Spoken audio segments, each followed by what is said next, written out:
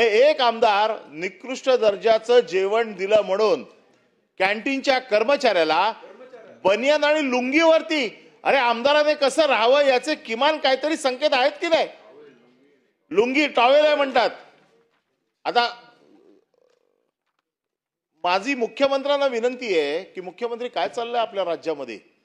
हे आमदार बनियन टॉवेल मध्ये खाली येतात, मारतात. हे काय रस्त्यावरच्या गल्लीवरचे लोक आहेत काय? कर्मचाऱ्यांना मारतात. अरे तुमच्या ताकद आहे तर त्या खात्याच्या मंत्र्याच्या मारा ना.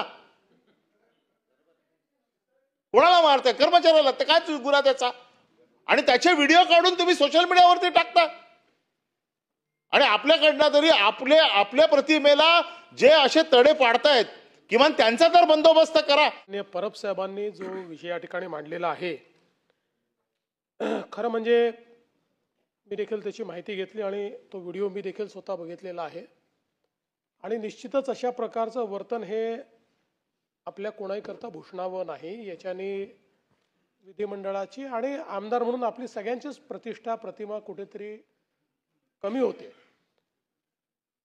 तिथनं माहिती अशी आली की काय आमदार निवासातल्या सोयी नीट नव्हत्या, भाजीला वास होता वगैरे, या सगळ्या गोष्टीची तक्रार करता येते. त्याच्यावर कारवाई केली पाहिजे. तो एक वेगळा मुद्दा आहे. त्याच्यावर मी आपल्याला विनंती करेन की आपण स्वतः लक्ष घालावं. आमदार निवासात जर काही अनियमितता असेल, तिथे काही घाण असेल, काही समजा चुकीच्या प्रकारच्या गोष्टी वापरल्या जात असतील तर स्वतंत्रपणे त्याची कारवाई झाली पाहिजे. पण अशा परिस्थितीमध्ये मारहाण करणं, लोकप्रतिनिधींनी मारहाण करणं आणि त्याच्या अशा प्रकारचे व्हिडिओ येणं, यातनं आपल्या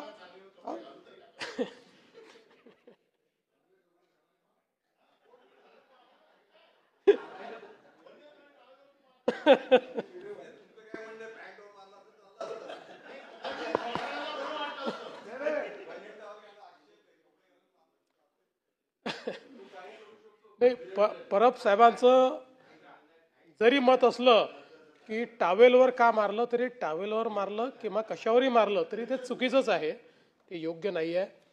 आणि यातनं सगळ्या आमदारांबद्दल लोकांमध्ये भावना चुकीची जाते. आपण कुठेतरी सत्तेचा गैरवापर करतो किंवा आपण सगळे आमदार म्हणून आपलं कंडक्ट योग्य नाही, अशा प्रकारचं लोकांमध्ये या संदर्भातली भावना जाते.